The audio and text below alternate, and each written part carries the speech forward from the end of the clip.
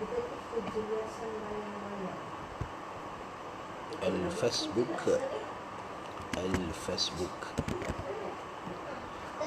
Assalamualaikum. Boleh dengar nak test suara jap. Testing. Test suara.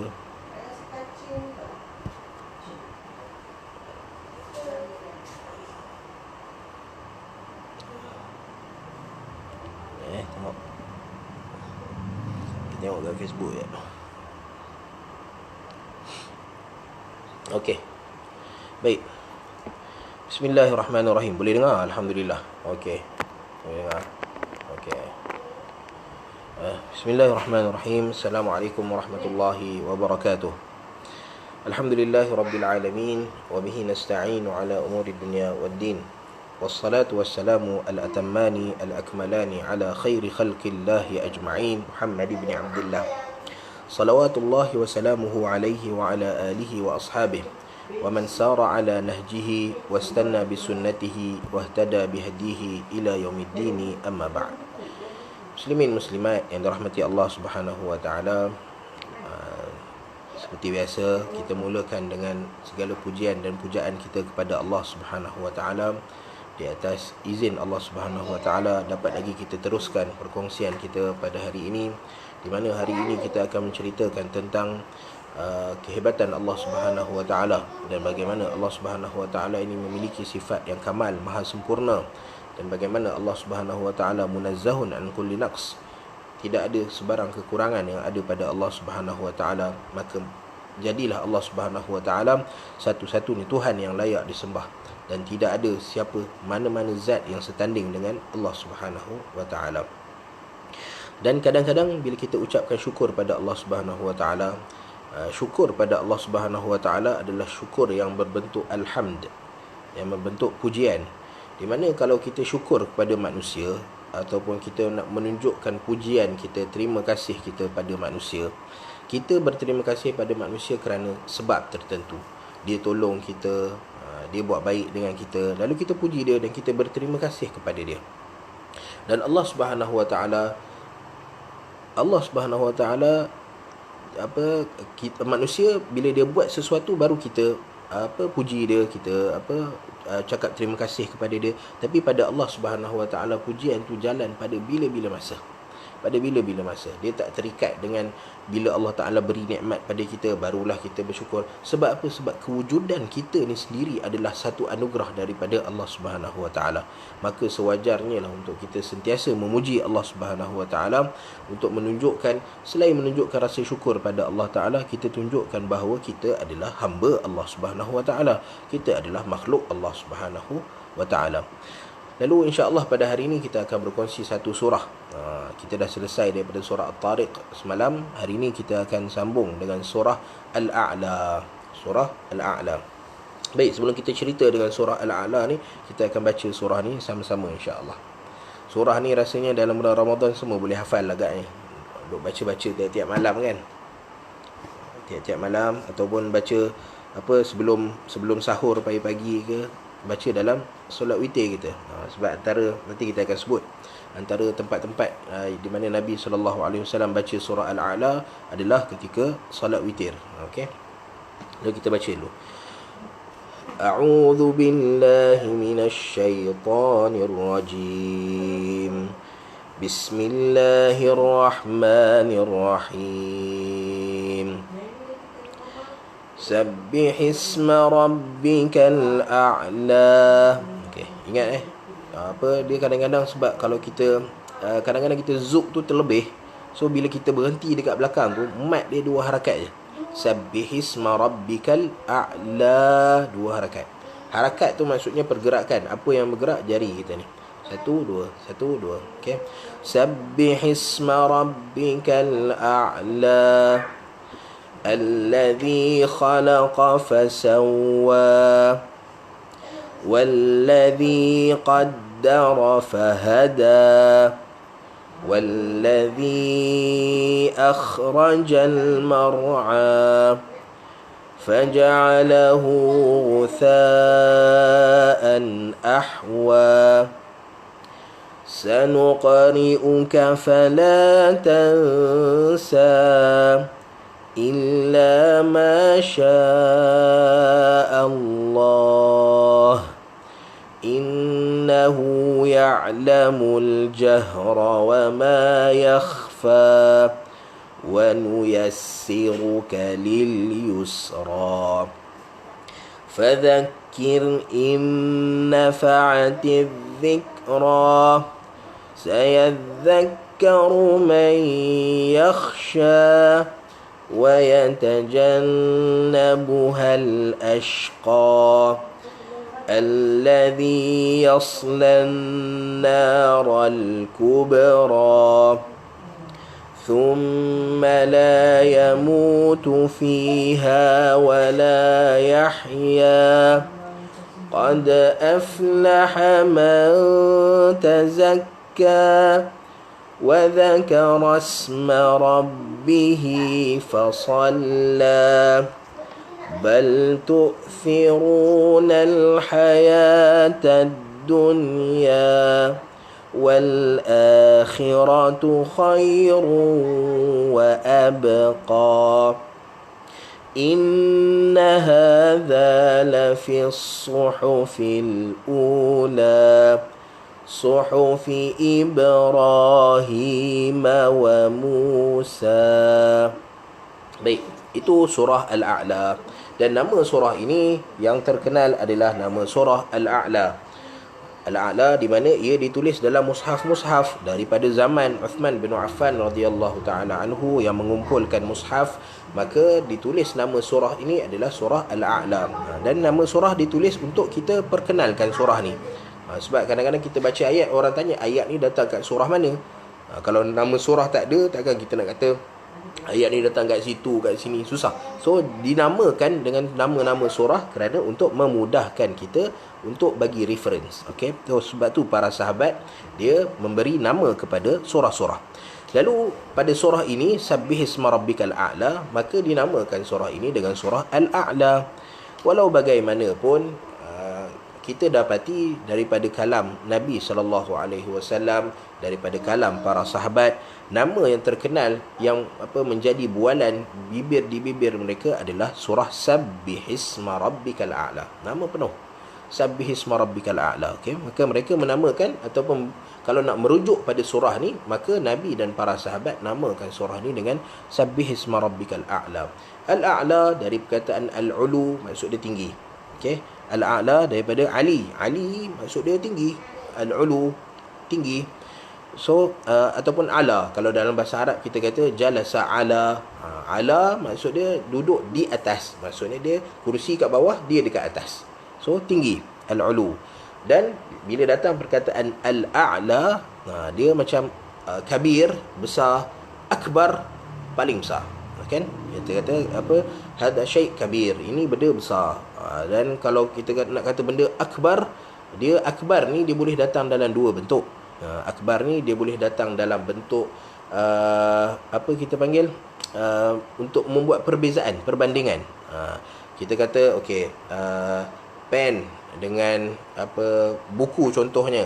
Okey, kita kata pen ni buku ni kabir, besar. Okey, so kalau kita nak buat perbandingan, buku ni hadzal kitab akbar min hadzal qalam. Okey, buku ni lebih besar daripada pen ni, akbar. Dan pada masa yang sama, akbar juga membawa maksud paling besar. Sebab tu bila kita nak mengagungkan Allah Subhanahu Wa Taala dalam panggilan dan dalam bertakbir, maka kita bertakbir, kita tak kata Allahu kabir, kita kata Allahu akbar. Sebab tidak ada benda yang lebih agung dan lebih besar daripada Allah Subhanahu Wa Taala. Okey, so akbar boleh guna untuk komparatif antara dua benda, dan boleh guna untuk superlatif. Paling guna untuk yang paling hebat. Okey, so dalam surah ini dinamakan dengan nama surah Al-A'la, maksud dia tinggi. Dan surah Al-A'la, nama lain dia adalah, ataupun nama yang disebut macam kita sebut tadi, Sabbihisma rabbikal a'la. Dia datang dalam banyak riwayat daripada Nabi SAW, terutama riwayat-riwayat yang menceritakan di mana tempat Nabi SAW baca surah Al-A'la. Ada riwayat daripada An-Nu'man bin Bashir radhiyallahu taala anhu. Okey, di mana Nu'man bin Bashir radhiyallahu taala anhu menyebutkan bahawa Nabi sallallahu alaihi wasallam apabila solat Jumaat, macam hari ni, hari Jumaat. Hari ni ingat hari Jumaat, kadang-kadang kita lost track juga sebab hari tiap-tiap hari sama. Kalau tak sebelum PKP ni kita tahu hari Jumaat sebab kita pergi solat Jumaat. So PKP ni kadang-kadang dia buat kita lupa hari ni hari Jumaat. Hari untuk baca surah Al-Kahfi, hari ada mustajab doa lepas asar, dan hari untuk memperbanyakkan selawat kepada Nabi sallallahu alaihi wasallam. Okey. Lalu kata Nu'man bin Bashir, Nabi sallallahu alaihi wasallam apabila solat Jumaat, maka antara bacaan yang paling banyak Nabi sallallahu alaihi wasallam baca dalam solat Jumaat adalah hal ataka hadisul ghasyiyah, sabbihisma rabbikal a'la, dan hal ataka hadisul ghasyiyah. Okey, Nabi akan baca dua solat ni. Dan kata Nu'man bin Bashir juga, begitu juga dalam Al-Aidain, solat dua hari raya.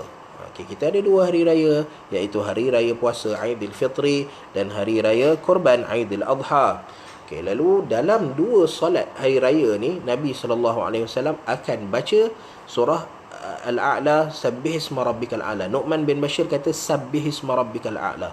Nak bagi tahu bahawa nama surah ni adalah sabbihisma rabbikal a'la. Lalu Nu'man bin Bashir kata dalam solat hari raya Aidil Fitri ke Aidil Adha ke, Nabi akan baca pada rakaat pertama surah sabbihisma rabbikal a'la, dan pada rakaat kedua Nabi SAW akan baca surah hal ataka hadisul ghasyiyah.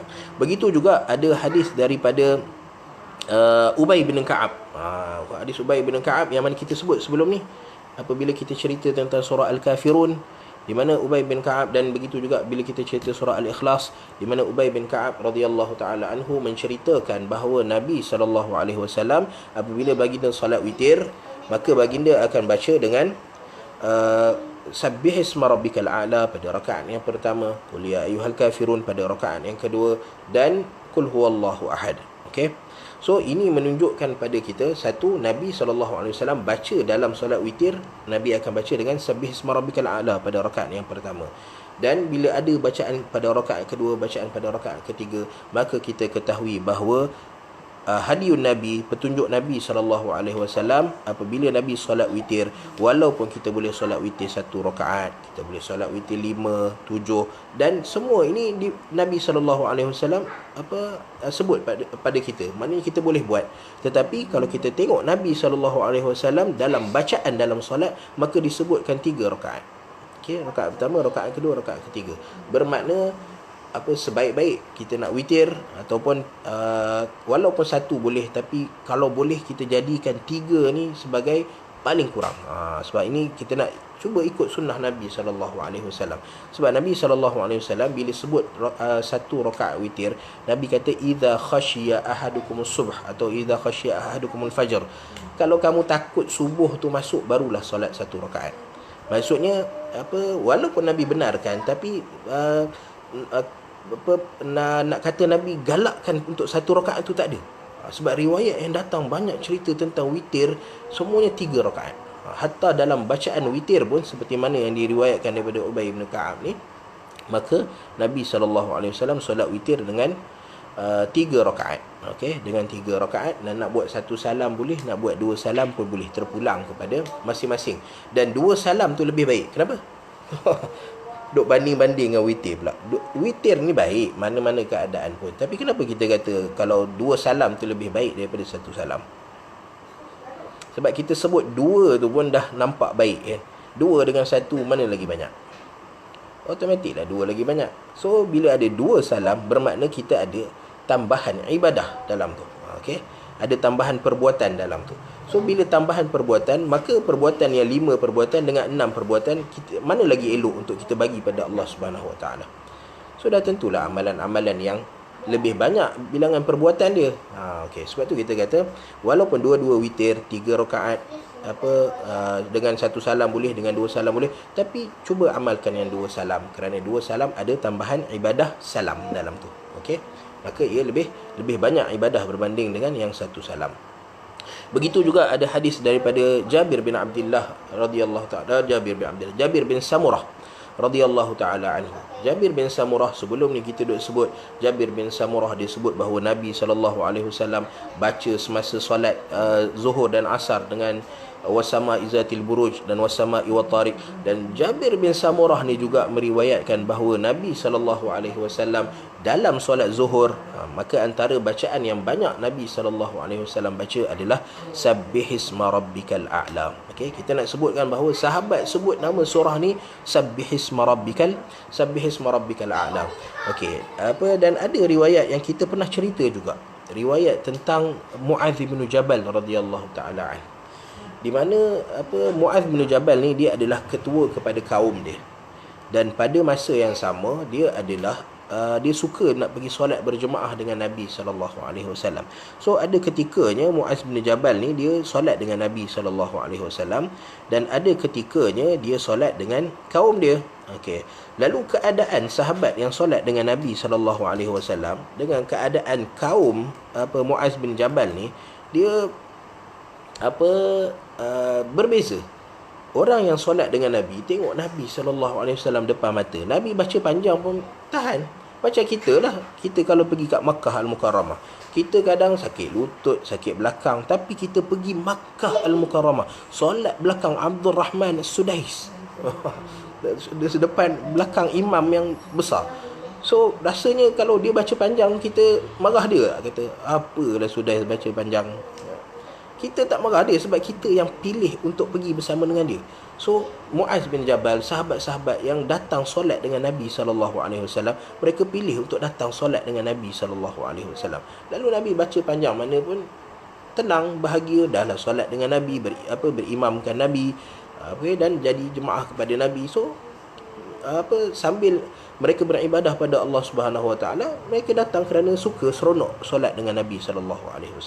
Tapi apabila balik pada kaum masing-masing, ataupun kita solat dekat rumah kita sendirilah contohnya, maka tolonglah tengok pada jemaah kita.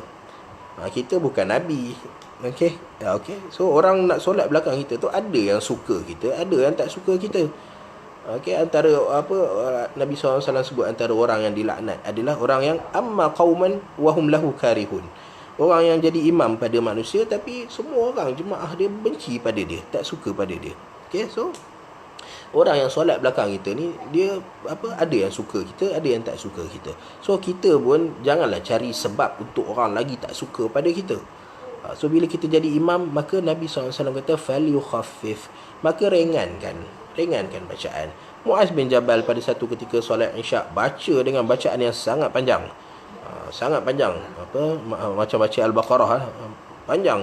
Sampai jemaah dekat belakang dia bukan hanya marah dalam hati. Kita ni kalau imam baca panjang, kita duk maki juga, tapi maki dalam hati lah. Tapi Arab ni dia tunjuk, dia tak maki dalam hati, dia tunjuk. So ada seorang lelaki ni, dia tak puas hati sangat Mu'adz bin Jabal baca panjang sangat. Lalu dia pun tinggalkan jemaah Mu'adz bin Jabal. Dia tinggalkan solat jemaah tu, dia solat sendiri. Dekat masjid dia solat sendiri. So apabila selesai daripada solat, maka orang pun bagi tahulah pada Mu'adz, wahai Mu'adz, tadi kamu solat panjang sangat, lalu ada seorang lelaki ni dia tinggalkan jemaah kamu. Lalu Mu'adz bin Jabal panggil dia, innahu munafiqun, kamu ni munafik, dia ni munafik, kata Mu'adz bin Jabal. Lalu lelaki ni bila dengar, dia tak puas hati. Dia kata Mu'adz baca panjang, lepas tu aku pula kena panggil munafik. Lepas tu lelaki ni pergi jumpa Nabi SAW, bagi tahu pada Nabi cerita yang berlaku, bahawa Mu'adz bin Jabal baca panjang sangat dalam solat Isyak. Isyak ni maksudnya kalau subuh tu okey lah, orang baru bangun, segar kan, ada tenaga. Isyak ni orang dah habis kerja, penat malam, dah nak balik nak tidur dah. Bahkan Nabi SAW larang daripada kita al-hadithu ba'daha, daripada kita berkata-kata ataupun bercakap-cakap selepas Isyak, sebab memang waktu tu waktu rehat, waktu duduk bersama keluarga. Bahkan tengok sampai anak-anak yang kecil pun dilarang untuk masuk bilik ibu bapa selepas Isyak. Sebab apa? Sebab memang waktu rehat. Kan Allah Ta'ala sebut salasu auratil lakum, 3 tempat yang mana anak-anak kecil, apa yang mereka faham bila nak keluar masuk bilik ibu bapa. Itu pun Allah Ta'ala kata ada time dia kena minta izin. Antaranya adalah min ba'di salatil Isyak, selepas solat Isyak. Sebab itu adalah waktu rehat manusia.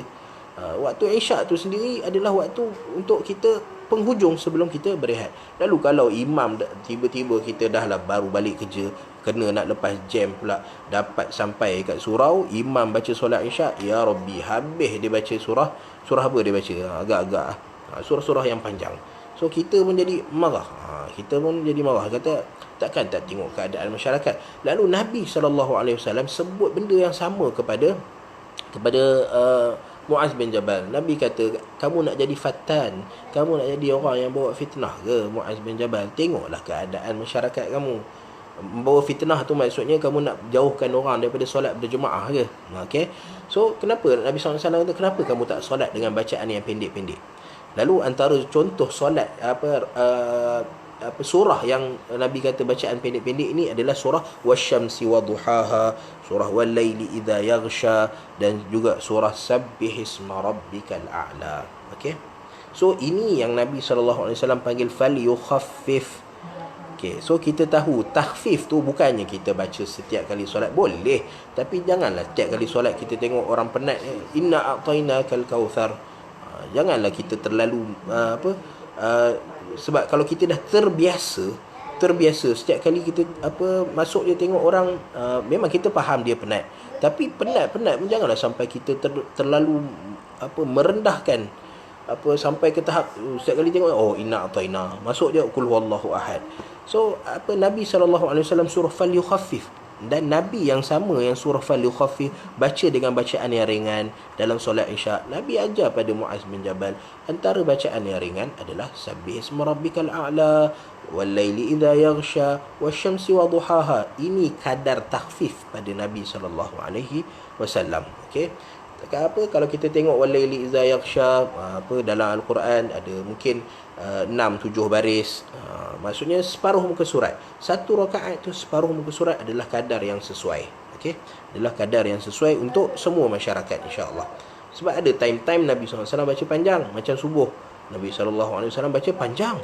Antara bentuk panjangnya Nabi SAW pagi Jumaat, Nabi baca dengan as-sajdah dan hal ata 'alal insan. Rakaat pertama dengan as-sajdah, rakaat kedua hal ata 'alal insan. Itu bacaan Nabi SAW yang panjang. Okey, adapun yang pendek seperti mana yang Nabi SAW sebutkan kepada Muaz bin Jabal radhiyallahu taala anhu. Begitu juga tadi macam Jabir bin Samurah sebut bahawa Nabi SAW solat Zuhur dengan sabbihisma rabbikal a'la. Lalu kita tahu bahawa nama yang diguna pakai oleh para sahabat Nabi adalah untuk nama surah ini adalah sabbihisma rabbikal a'la. Okey, nama surah yang penuh, satu ayat yang pertama. Okey, lalu surah ini adalah antara surah Makkiyah, surah yang diturunkan dekat Mekah. Ada orang yang kata surah ni turun pertengahan jalan antara Mekah dengan Madinah. Sebab apa? Sebab kisah daripada Al-Bara' ibn Azib radhiyallahu taala anhu dalam Sahih Al-Bukhari, di mana Al-Bara' bin Azib radhiyallahu taala anhu mengatakan bahawa turunnya surah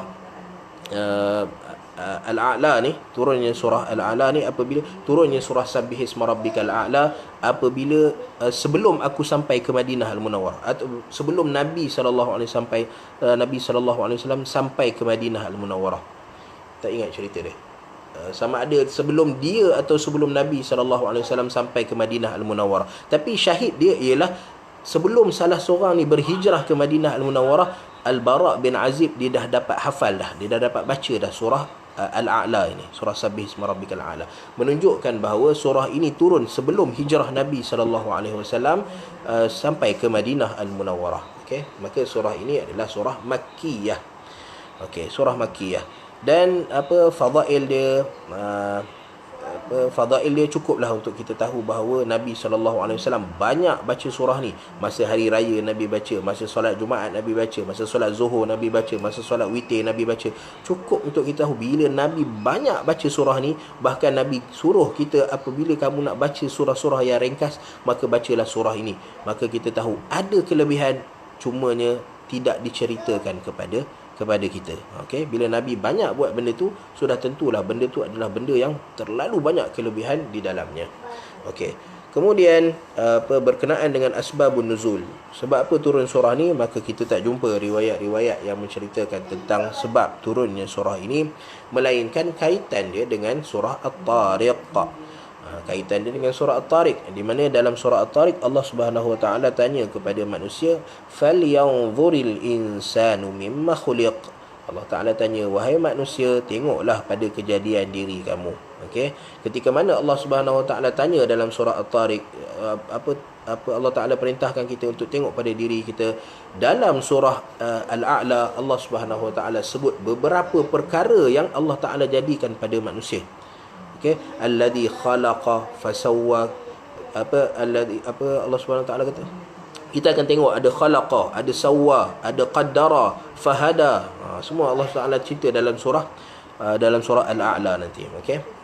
So sebab turunnya surah ni kita tak jumpa secara pasti, tak ada riwayat yang cerita bahawa ini sebab turunnya surah, tapi kemungkinan kerana seperti mana surah At-Tariq datang untuk cerita, untuk tamkin akidah, untuk tarsikh akidah, untuk kuatkan akidah sahabat Nabi sallallahu alaihi wasallam di Makkah Al-Mukarramah. Begitu juga tujuan surah Al-A'la ini adalah untuk menguatkan akidah para sahabat Nabi semasa di Makkah Al-Mukarramah. Okey. Lalu Allah Subhanahu wa taala mulakan surah ini dengan sabbihisma rabbikal a'la. Sabbihisma rabbikal a'la. Sabbaha yusabbihu tasbih. Sabbih adalah ayat perintah. Dalam bahasa Arab dipanggil fi'il amar. Fi'il amar daripada apa? Daripada perkataan sabbaha yusabbihu. Tasbih. Apa dia tasbih? Tasbih ini adalah kita memuji Allah Subhanahu Wa Taala. Antara bentuk alhamd, Allah Ta'ala kata alhamdulillahi rabbil alamin, segala pujian dan pujaan adalah bagi Allah Subhanahu Wa Ta'ala. So alhamdu ni adalah pujian yang berbentuk umum. Kita menunjukkan rasa syukur, berterima kasih pada Allah Subhanahu Wa Ta'ala. Ia berbentuk umum. Tapi kemudiannya ada pujian-pujian yang berbentuk khusus. Okey, contoh apabila datang musibah, maka kita sebut inna lillahi wa inna ilaihi raji'un. Daripada Allah Ta'ala kita datang dan kepada Allah Ta'ala kita kembali. Itu adalah bentuk pujian pada Allah Ta'ala ketika kita datang musibah. Apabila kita tengok benda-benda baru, benda-benda yang baru, kereta baru, isteri baru, contohlah, anak baru lahir, maka kita sebut Masya Allah.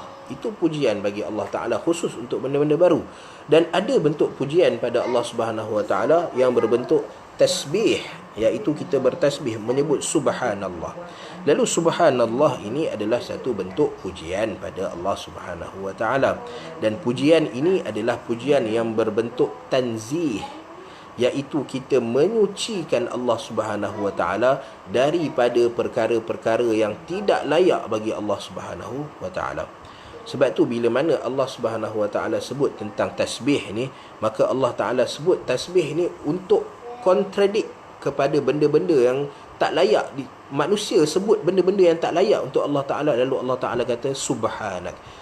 Antara contoh Allah Ta'ala kata, apabila manusia kata Allah Ta'ala ada anak, maka Allah Ta'ala kata subhanah. Bila mana orang tak percaya bahawa Allah Ta'ala dapat menjalankan Nabi SAW daripada Mekah untuk peristiwa Isra' dan Mi'raj, maka Allah Ta'ala kata subhanalladzi asra. Okay? Allah Ta'ala bawa datang perkataan tasbih untuk tunjuk pada manusia, jangan sebut benda yang tak layak bagi Allah Subhanahu Wa Ta'ala. Okay? Itu bentuk tasbih. Okay. Tanzihullah Ta'ala an kulli naqsin atau amma la yaliqu bi jalalihi. Dan tasbih ni dia boleh berlaku dalam bil qaul dan bil fi'il. Dia boleh datang daripada kata-kata, daripada ungkapan kita, dan dia boleh datang dalam perbuatan. Okey, di mana dalam perbuatan, antara riwayat yang datang daripada Nabi sallallahu alaihi wasallam adalah hadis Uqbah bin Amir. Uqbah bin Amir. Dan tasbih ni dia datang, kalau datang daripada qaul, sama ada untuk kita sucikan Allah Subhanahu Wa Ta'ala daripada perkara-perkara yang dilakukan oleh manusia. Contoh, apabila manusia-manusia ni menamakan, macam orang kafir Quraisy. Orang kafir Quraisy, dia menamakan Tuhan-Tuhan dia dengan nama-nama yang ada pada Allah Subhanahu Wa Ta'ala. Allah Ta'ala kata, aku Allah. Lalu mereka menamakan Tuhan mereka dengan Allat. So, ini adalah satu penggunaan nama yang tak nama Allah Ta'ala, tapi digunakan pada makhluk Allah Subhanahu Wa Ta'ala. Dan itu pun ditukar daripada nama Allah jadi Allat, jadi nama perempuan. So ini adalah satu bentuk intiqas, satu bentuk kita bagi seolah-olah menceritakan Allah Taala dengan kekurangan. Menceritakan Allah Subhanahu Wa Taala dengan kekurangan. So Allah Subhanahu Wa Taala pada waktu ni Allah Taala kata tasbih, iaitu kita tanzih Allah Subhanahu Wa Taala. Dan ada qaul yang datang bukan kerana kita nak lawan cakap orang kafir, tapi kita sekadar memuji Allah Taala.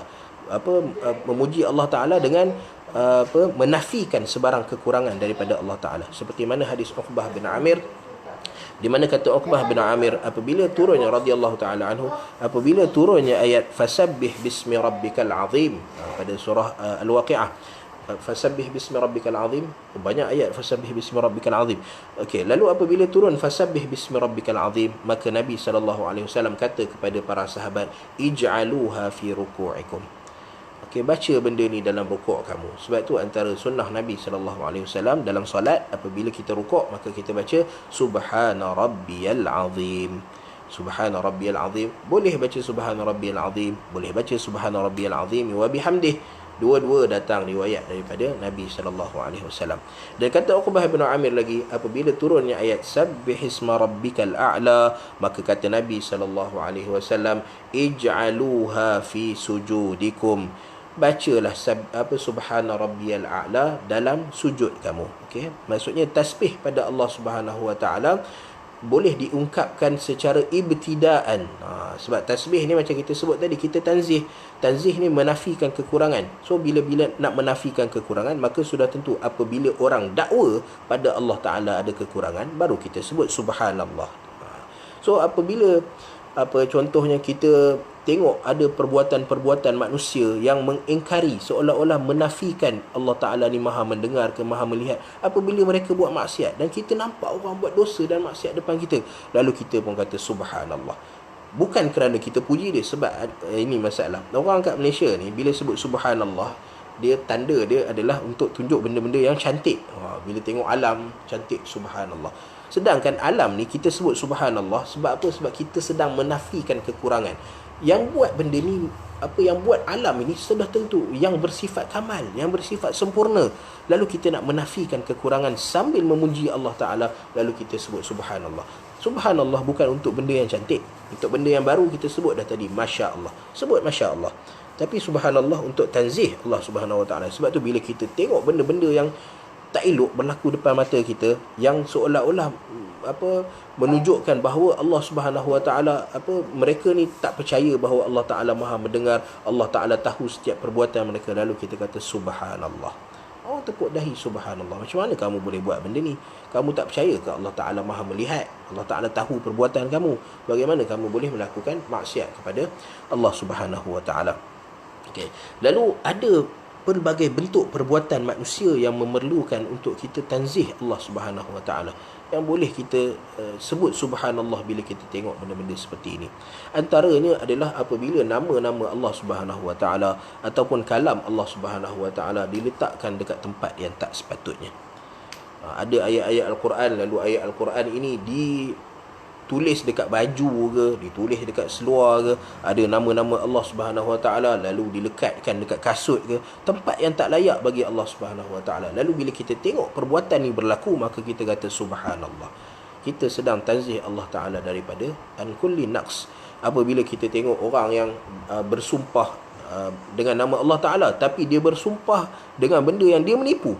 Dia menipu tapi dia bersumpah dengan nama Allah Ta'ala, lalu kita kata subhanallah. Kamu tak takut Allah Ta'ala ke? Okey, ataupun kita tengok orang yang tala'ub, dia main-main dengan ayat Al-Quran, dia main-main dengan nama Allah Subhanahu Wa Ta'ala, lalu kita kata subhanallah. Kamu tak rasa malu ke, tak takut kepada Allah Subhanahu Wa Taala bila kamu bermain-main dengan nama Allah Taala, bermain dengan kalam Allah Subhanahu Wa Taala? Sebab apa? Bila tala'ub, bila kita bermain-main dengan kalam Allah Subhanahu Wa Taala, itu menunjukkan kita tidak hormat pada Allah Subhanahu Wa Taala. Walaupun kita ada keimanan, tapi ia menunjukkan kita tidak menghormati Allah Subhanahu Wa Taala. Orang yang halif, dia bersumpah jadi saksi dalam mahkamah ke, jadi saksi luar mahkamah ke, lalu dia guna demi Allah aku bersumpah, dan dia menipu dalam sumpah dia. Ini orang yang kurang ajar dengan Allah Subhanahu Wa Taala. Dia ingat Allah Taala tak tahu ke isi hati dia. So kita kata bila kita nampak perbuatan-perbuatan seperti ini, lalu kita pun sebut subhanallah. Okey.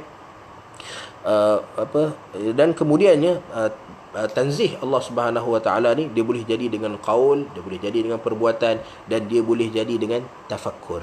Dengan kita berfikir. Seperti kita cerita tadi, bila kita tengok alam, kadang-kadang kita tak sebut subhanallah. Kita tengok alam ni, kadang-kadang kita tengok apa yang ada naqs pada alam ni, tak nampak naqs pada alam ni. Tapi apabila kita bertafakkur pada Allah Subhanahu wa taala, okey, sebab tasbih Allah Subhanahu wa taala ni adalah tanzih Allah Subhanahu wa taala. Dia tak semestinya dengan nama Allah Subhanahu wa taala.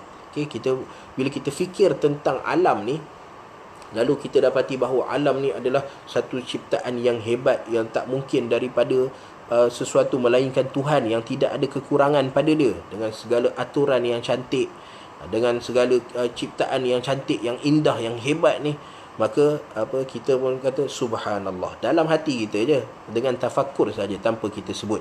Ini juga adalah satu bentuk bertasbih kepada Allah Subhanahu wa taala. Okey, so kita nampak tasbih ni boleh jadi dengan mulut kita cakap subhanallah.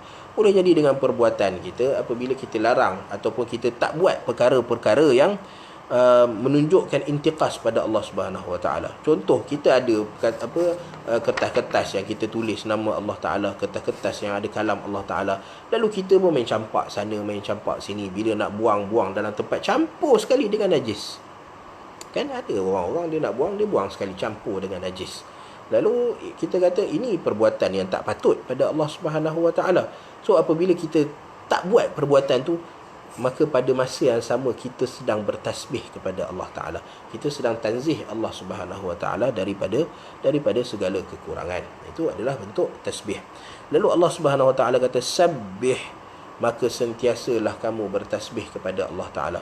Bahkan Nabi SAW apabila baca surah ini, sabbihisma rabbikal a'la, di luar solat, maka Nabi SAW akan bertasbih kepada Allah Subhanahu wa taala. Subhana rabbiyal a'la. Nabi akan sebut subhana rabbiyal a'la. Sebab apa? Allah tengah datangkan dengan ayat perintah sabbih. Okey, sabbih. Dan kemudian Allah Taala kata sabbihisma rabbika. Sabbihisma rabbika. Lalu Allah Ta'ala kata, kalau kamu nak bertasbih, maka bertasbihlah, sertakan sekali dengan nama Allah Subhanahu wa Ta'ala. Sabbihisma rabbika. Okay? Bertasbih dengan nama Allah Ta'ala. Subhana rabbiyal azim, subhana rabbiyal a'la, subhana rabbiyallah. Tasbihlah dengan nama Allah Subhanahu wa taala. Yang kita tahu ada 99 nama Allah Subhanahu wa taala. Subhanal malikil quddus, subhana rabbil arsyil azim. Itu semua tasbih pada Allah taala, yang mana Allah taala kata kalau nak bertasbih, kita bertasbih sebut subhanallah tu dah cukup dah. Tapi kalau kita bertasbih dengan sebut nama Allah Subhanahu wa taala, itu adalah satu tambahan yang menunjukkan sempurnanya Allah Subhanahu wa taala. Okay. Subhanal malikil quddus, maha suci Allah Ta'ala yang al-malik, yang memiliki, al-quddus, yang maha suci. Okay. So Allah Subhanahu Wa Ta'ala kata nak bertasbih, bertasbihlah dengan nama aku. Sabbihisma rabbika al-a'la. Dan Allah Subhanahu Wa Ta'ala sebut dalam surah ini bahawa sifat Allah Ta'ala ataupun nama Allah Subhanahu Wa Ta'ala yang kamu nak guna untuk tasbih adalah sabbihisma rabbika al-a'la, iaitu Allah Ta'ala yang maha tinggi. Okay. Al-a'la kita sebut adalah al-ulu. Al-ulu. Okay. Lalu dalam Al-Quran, bila kita tengok perkataan al-a'la, maka kita dapati Allah Ta'ala ada gunakan perkataan al-a'la ini. Al-a'la ini pada manusia juga. Seperti mana Allah Ta'ala tengah sebut sabbihisma rabbikal a'la. Kamu nak sucikan Allah Ta'ala, nak buang benda-benda yang tak elok pada Allah Subhanahu Wa Ta'ala, maka sebutlah Allah Ta'ala ni bersifat al-a'la. Okey. Pada masa yang sama Allah Ta'ala cerita tentang Nabi Allah Musa alaihi salam. Allah Ta'ala kata innaka antal a'la. Allah Ta'ala kata pada Nabi Musa, kamu ni wahai Musa adalah al-a'la.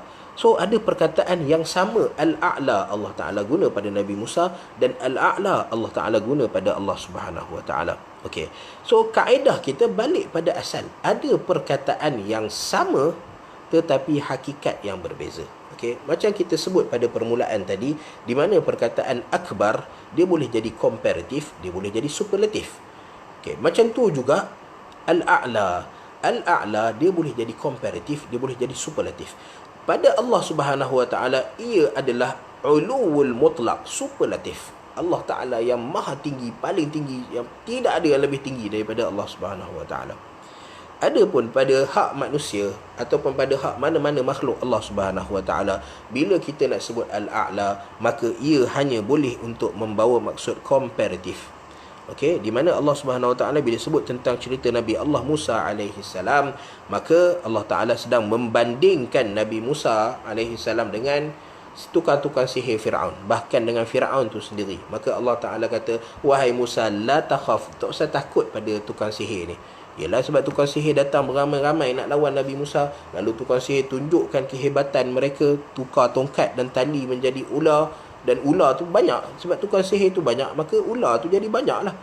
Okey, maka Nabi Musa ada rasa terkejut sikit. Tapi Allah Ta'ala kata, la takhaf, wahai Musa, jangan takut. Kalau kamu bandingkan diri kamu dengan mereka, kamu al-a'la, kamu lebih tinggi daripada mereka, komparatif, lebih tinggi daripada mereka. Lalu Allah Subhanahu Wa Ta'ala gunakan juga kepada Nabi Allah Musa alaihi salam al-a'la. Adapun al-a'la bagi Allah Ta'ala adalah al-uluwul mutlaq, ketinggian yang tinggi. Tak kiralah dalam apa pun, kalau kita kata Allah tu al-a'la, paling tinggi dalam semua sisi, dalam semua sudut, Allah Ta'ala paling tinggi. Okay. Dan ulu Allah Subhanahu Wa Ta'ala ni dia boleh jadi dalam dua-dua, ulu sifat dan ulu zat. Okay. Zat Allah Ta'ala itu tinggi dan sifat Allah Ta'ala tinggi.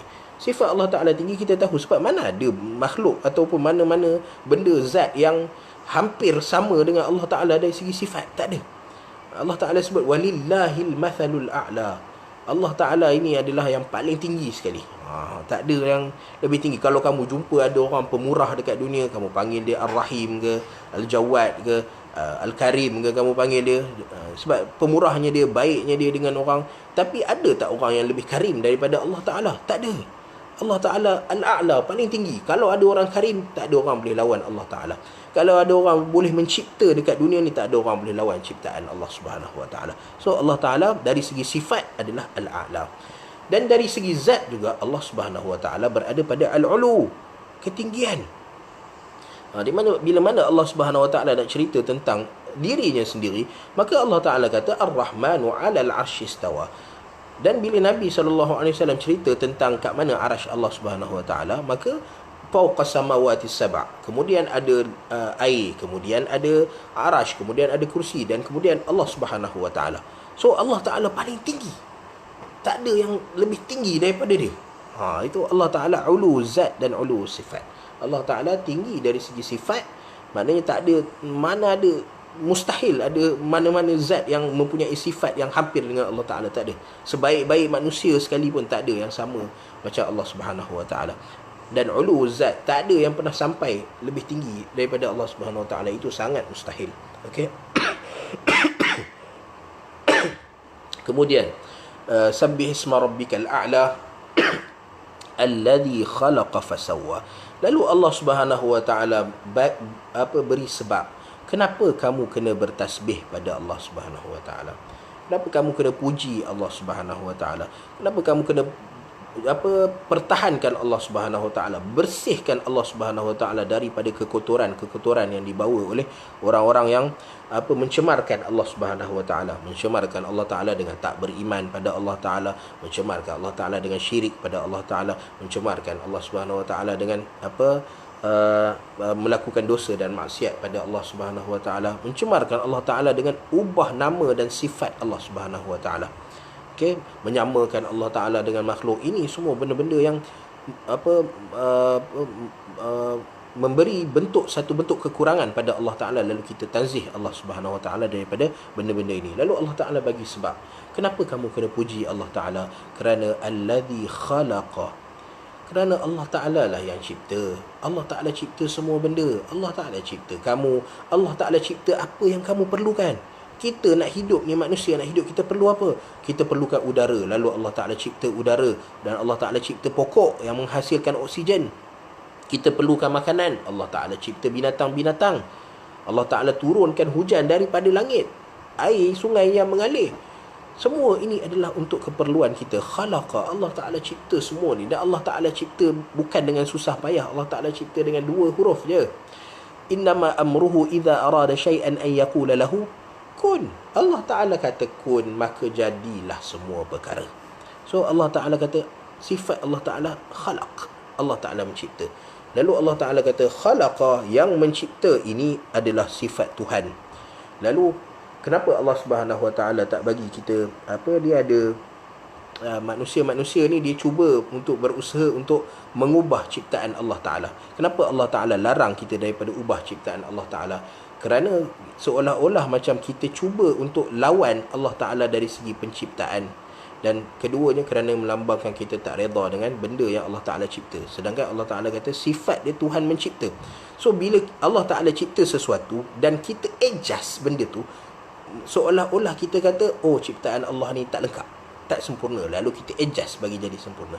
Sebab tu perubahan-perubahan yang berlaku pada fizikal kita cucuk sana cucuk sini ke, cukur ni cukur tu, ada benda-benda yang dibenarkan untuk kita buang. Misai kita pendekkan, apa lagi, kuku kita, rambut kita boleh buang, tak ada masalah. Tapi ada benda-benda yang bila kita buang benda tu, seolah-olah kita menunjukkan pada Allah Ta'ala kita tak redha. Kita buang bulu kening, tak ada keperluan untuk kita buang bulu kening. So orang yang buang bulu kening ni sebab apa? Rambut mungkin buang sebab panjang, kuku kita buang sebab dia bawa mudarat kepada kita. Tapi bulu kening kita buang sebab apa? Kita nak cucuk sana cucuk sini pasal apa? Sebab kita rasa kita tak cantik, kita tak sempurna. Itu masalah dia. Itu yang menyebabkan kita seolah-olah tak redha dengan apa yang Allah Ta'ala ciptakan kepada kita. Lalu Allah Subhanahu Wa Ta'ala kata, kamu bertasbih pada Allah Subhanahu Wa Ta'ala kerana Allah ini khalaqa. Dan Allah Subhanahu Wa Ta'ala bukan sekadar khalaqa, tapi Allah Subhanahu Wa Ta'ala sawwa. Sawwa.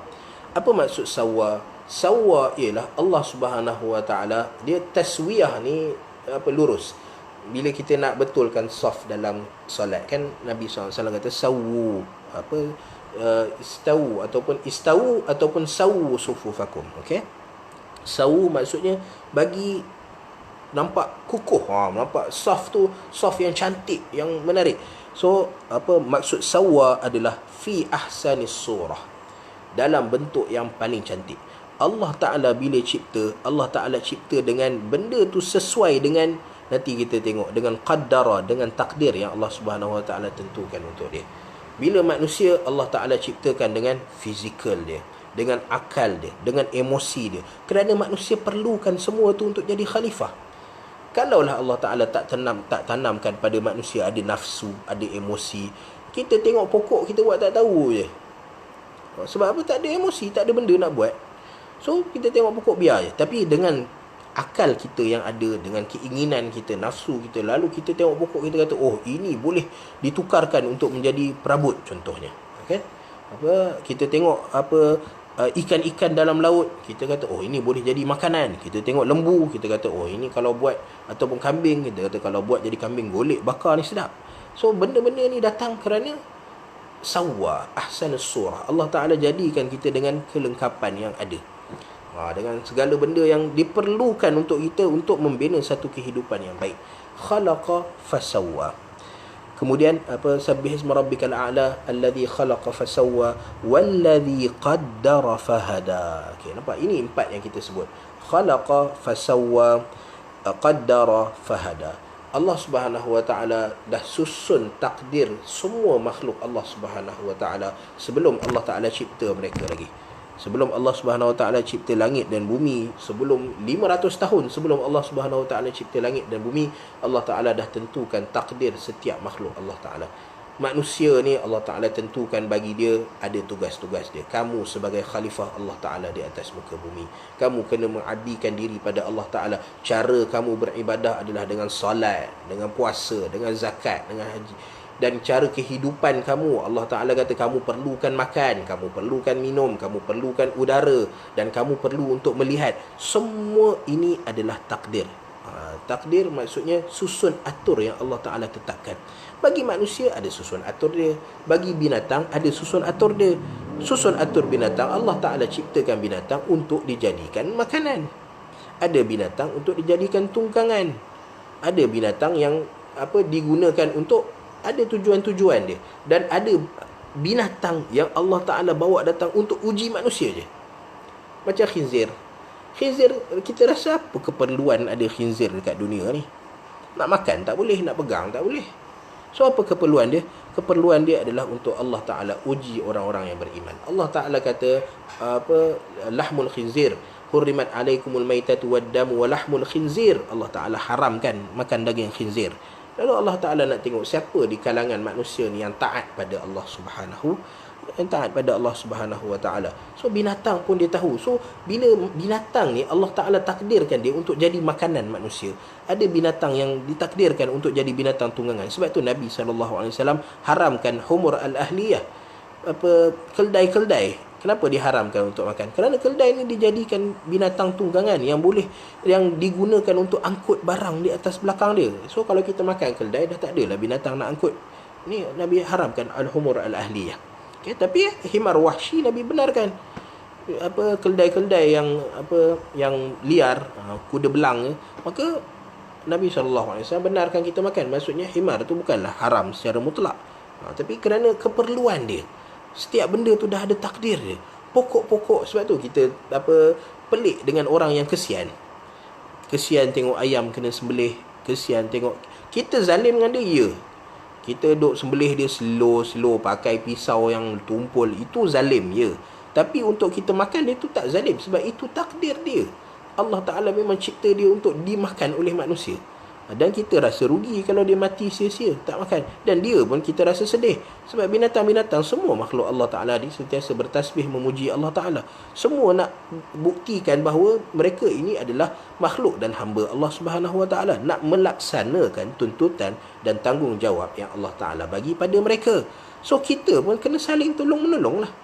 Saling tolong-menolong. Binatang itu tugas dia, lalu kita tolong dia untuk jalankan tugas dia. Pokok ada tugas dia untuk keluarkan oksigen, untuk bagi buah pada kita. Air ada takdir. Setiap benda ada takdir dia. Matahari ada takdir dia, bulan ada takdir dia. Allah Ta'ala susun dengan penuh kecantikan dan penuh keindahan. Dan semua ni sepatutnya berjalan mengikut apa yang Allah Ta'ala aturkan. Dan semua benda ni semua berjalan ikut aturan Allah Ta'ala, kecuali kita manusia. Ini je problem paling besar. Allah Ta'ala sebut kita khasimun. Duk bangkang Allah Ta'ala. Allah Ta'ala minta lembu bertasbih, batu bertasbih pada Allah Ta'ala. Semua tunaikan apa yang Allah Ta'ala minta daripada mereka. Tinggal kita je, manusia je. Allah Ta'ala kata solat, tapi malas. Ada orang tak solat. Allah Ta'ala kata berimanlah pada Allah Ta'ala. Ada yang beriman, ada yang tak beriman pada Allah Subhanahu Wa Ta'ala. Tapi Allah Ta'ala kata qadar. Semua benda Allah Ta'ala dah tentukan. Khalaqa fasawwa walladhi qaddara fahada. Dan bila mana Allah Ta'ala dah tentukan takdir masing-masing, maka Allah Ta'ala fahada. Allah Ta'ala bawa kita untuk ke arah tujuan kita. So bila mana Allah Ta'ala cipta kita manusia untuk mengurus tadbirkan alam ni, binatang ni kita nak kena uruskan, pokok nak kena uruskan. Tak ada manusia yang jalan merangkak. Mana ada manusia jalan merangkak angkut barang atas belakang dia? Mana ada manusia jalan angkut orang belakang dia? Tak ada. Kita angkat orang kerana kita nak angkat. Tapi tak ada manusia yang dilahirkan tiba-tiba dia faham bahawa keperluan dia adalah untuk angkat barang untuk orang. Lalu dia pun berjalan macam binatang, macam keldai, duduk 4 kaki, biarkan barang letak belakang dia. Tak ada. Sebab Allah Ta'ala hada. Allah Ta'ala bagi, wahai manusia, keperluan kamu sekian-sekian. Tangan kamu ni ada fungsi dia. Daripada kecil kita tengok tangan ada fungsi. Mulut kita ada fungsi, mata kita ada fungsi. So macam mana kita nak tahu fungsi apa? Mata ni guna dia untuk apa, ni guna dia untuk apa? Hada, itu hidayah daripada Allah Subhanahu Wa Ta'ala. Bila kita tengok, okey, kalau ada benda kotor, kita tolak ke tepi. Kalau ada benda yang najis, kita bersihkan. Apa yang menyebabkan kita buat benda tu? Kerana hidayah daripada Allah Ta'ala. Allah Ta'ala bawa datang benda ni. Allah Ta'ala dah takdirkan kita untuk sesuatu, lalu Allah Ta'ala halakan, channelkan kita ke arah benda tu. Binatang ada, Allah Ta'ala hada dia. Sebab tu kalau binatang yang betul-betul kita bagi preparation pada dia, kita bagi dia makan, kita jaga dia, dan dia tahu dia nak kena sembelih, dia akan redha. Yang jadi melompat-lompat, langgar pagar apa semua tu kerana kita ambil secara terkejut. Binatang yang nak disembelih patutnya kita bela, kita bagi dia makan, dan dia pun tahu itu tugas dia. Tapi bila tiba-tiba kita main tarik daripada mana-mana, ambil daripada hutan ke daripada mana, tarik tiba-tiba nak sembelih, tu yang dia meronta. Siapa tak meronta kena terkejut? Okey, so Allah Subhanahu Wa Taala bila ciptakan sesuatu, Allah Taala dah bagi tahu dah. Pokok ada fungsi-fungsi dia. Tak ada pokok yang berjalan. Dia walaupun dia ada akar kan, kita tengok Lord of the Ring contohnya kan, pokok berjalan. So tapi kita tak pernah tengok pokok berjalan sebab itu bukan fungsi dia. Allah Ta'ala tak cipta dia benda tu. Allah Ta'ala tak pernah bagi ilham kat dia, hidayah pada dia, pokok jalan lah kamu. Tak ada.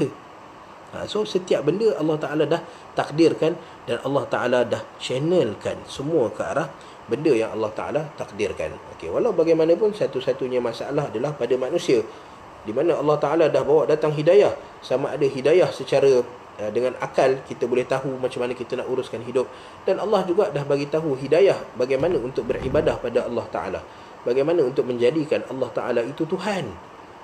Kita bila mana Allah Ta'ala turunkan Al-Quran kepada kita, bila mana Allah Ta'ala bawa datang Nabi dan Rasul kepada kita, itu adalah cara Allah Ta'ala nak bagi hidayah kepada kita. Tapi sayangnya, kitalah satu-satunya makhluk yang tak faham apa benda yang Allah Subhanahu Wa Ta'ala nak bagi pada kita.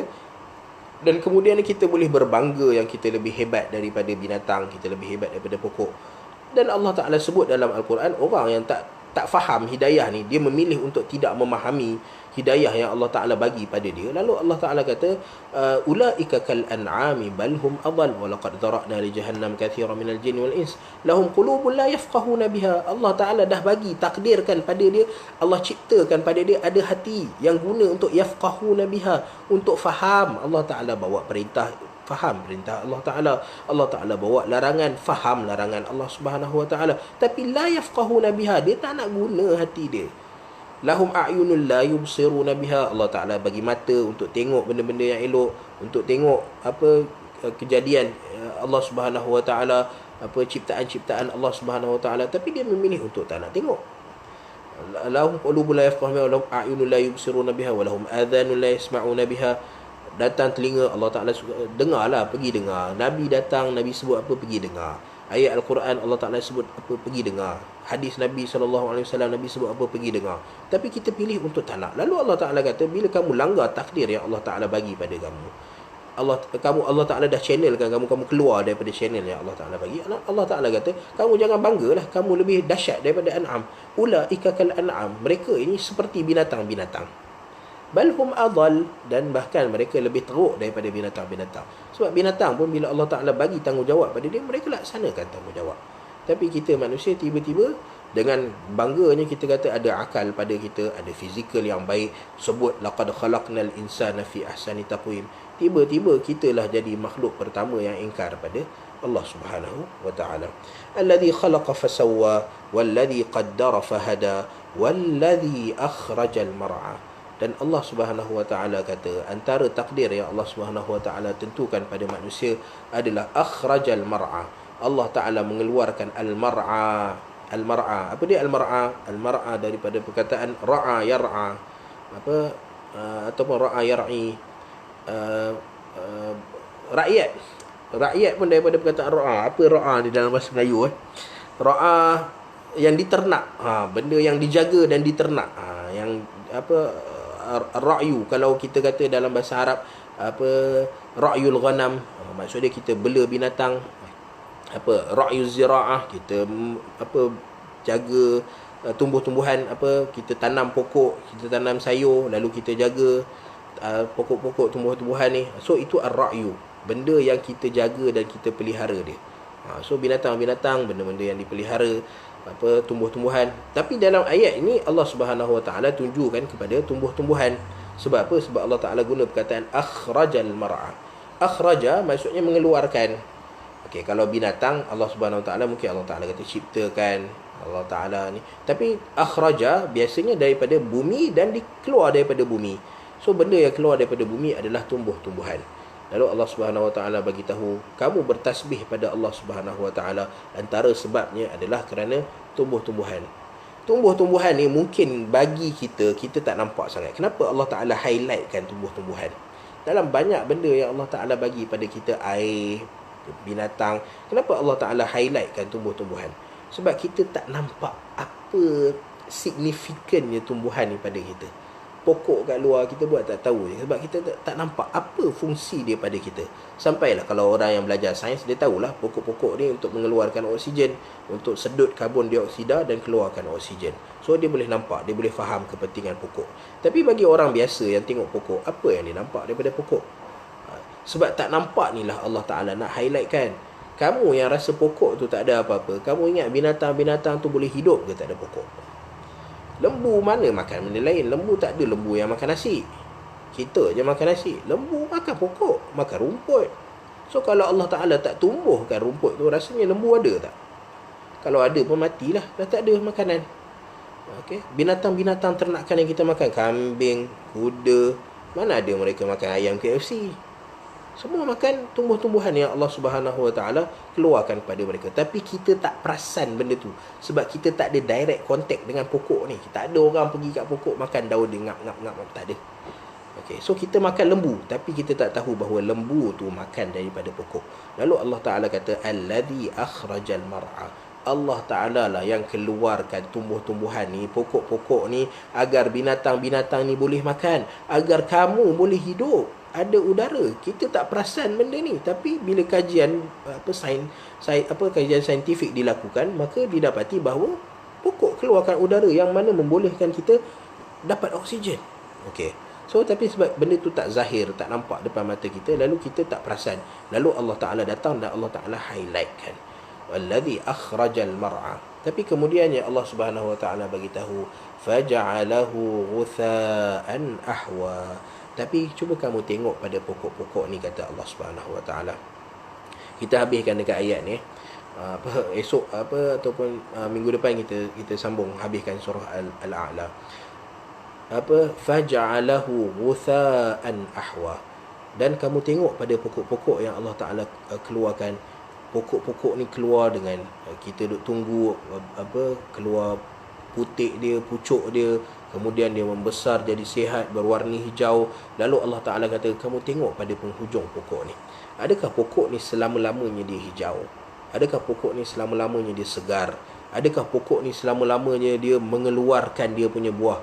Allah Ta'ala kata tak, faja'alahu ghutha'an ahwa. Allah Subhanahu Wa Ta'ala jadikan dia kemudiannya layu. Ghutha' ni layu, lembik. Ahwa, dan ahwa ni adalah warna hitam, ataupun dia bukan warna hitam, tapi dia warna, pernah tengok tak pokok-pokok kering, daun-daun kering, pokok-pokok layu, warna apa dia? Warna coklat nak pergi hitam. Dia panggil asmar.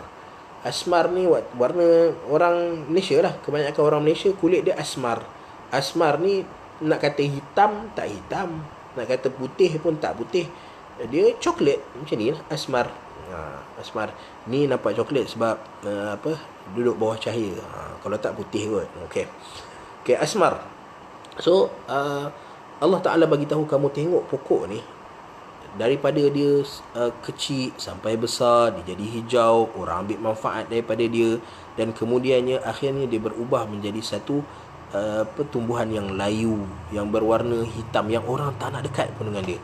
Orang duk sapu, duk buang dia masuk dalam longkang. Kalau pokok warna hijau, daun dia jatuh pun orang biar dia, daun hijau cantik. Tapi kalau daun kering yang jatuh, orang sapu dan buang. Sebab apa? Tak cantik, benda tu tak cantik. Lalu Allah Ta'ala nak bagi tahu pada manusia, wahai manusia, kamu ingat, kamu yang Allah Ta'ala kata khalaqa fasawwa qaddara fahada. Lalu kita rasa kita ni hebat, Allah Ta'ala dah cipta kita, dan Allah Ta'ala jadikan kita ahsan surah, ahsan taqwim. Kemudian qaddara, Allah Ta'ala takdirkan kita untuk jadi hebat. Fahada, Allah Ta'ala bagi hidayah pada kita, hidayah dalam menguruskan kehidupan kita, dan hidayah untuk jadikan kita hamba Allah Subhanahu Wa Ta'ala.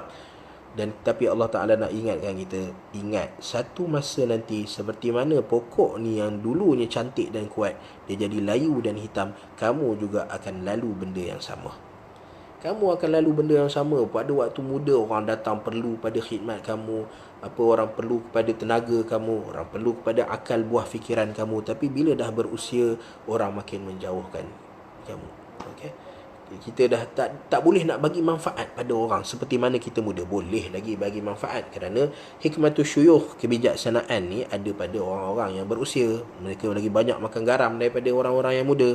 Walaupun orang muda banyak makan burger lagi daripada mereka, tapi pengalaman mereka ni sangat diperlukan untuk orang-orang yang muda-muda. Okey. So Allah Subhanahu Wa Taala kata, kamu yang rasa hebat, kamu yang rasa kuat, Allah Ta'ala nak bagi tahu sampai satu masa kamu akan jadi lembik, sama macam tumbuh-tumbuhan yang layu. Okey, lalu bila mana Allah Subhanahu Wa Ta'ala cerita pada kita penghujung kehidupan kita, ada orang yang Allah Ta'ala tarik balik ingatan dia jadi nyanyuk, lupa. Allah Ta'ala ada orang yang Allah Ta'ala tarik dia punya kemampuan fizikal dia, lalu dia jadi tak mampu nak angkat benda-benda yang ringan pun dia tak mampu nak angkat, nak buat aktiviti-aktiviti yang dia selalu buat pun dia dah tak boleh nak buat. So ada benda yang Allah Ta'ala suruh kita prepare untuk benda tu. So bila Allah Ta'ala sebut benda ni, selepas dia Allah Ta'ala akan bagi penyelesaian. Allah Ta'ala tak sebut pada kita, Allah tak benarkan benda ni, kemudian Allah Ta'ala senyap, tak. Macam mana Allah Ta'ala kata tak boleh berwuduk, tapi kemudian Allah Ta'ala kata kalau tak boleh berwuduk, pergilah bertayamum. Okey, kalau kamu sakit, tak boleh nak puasa, maka ganti hari lain. Bukan kata tak boleh dan senyap. Tak ada. Allah Subhanahu Wa Ta'ala bila cerita pasal kepada kita benda-benda yang seolah-olah macam down kan kita. Contoh Allah Ta'ala kata kamu ni akan jadi balik kepada arzalil umur, kamu akan jadi nyanyuk, kamu akan wa man nu'ammirhu nunakkisuhu fil khalq. Siapa yang Allah Ta'ala tambah umur dia, Allah Ta'ala akan kurangkan fizikal dia. Penampilan luaran dia akan berkurangan. Okey, muka jadi tak handsome macam muda dulu, ada kedut-kedut, tenaga pun dah tak sekuat dulu lagi. Okey, so Allah Ta'ala nak bagi tahu pada kita apa yang menyebabkan kita sebut benda ni. Dia kalau hilang lah. Okey, tapi Allah Subhanahu Wa Ta'ala nak sebut pada kita sampai satu masa kita akan berada dalam keadaan ini.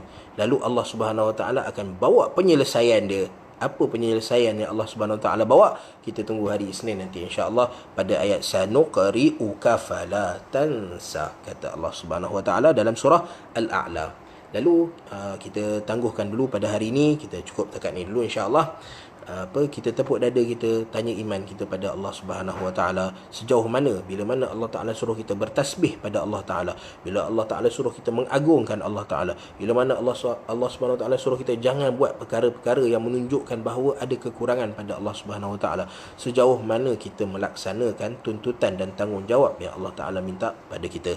Lalu apa yang baik tu daripada Allah Subhanahu Wa Ta'ala, yang buruk tu daripada kelemahan diri saya sendiri, kita tangguhkan dulu dengan kafaratul majlis. Subhanakallahumma wa bihamdik, asyhadu an la ilaha illa anta, astaghfiruka wa atubu ilaik. Wa sallallahu ala Muhammad wa ala alihi wa sahbihi wa sallam, walhamdulillahi rabbil alamin.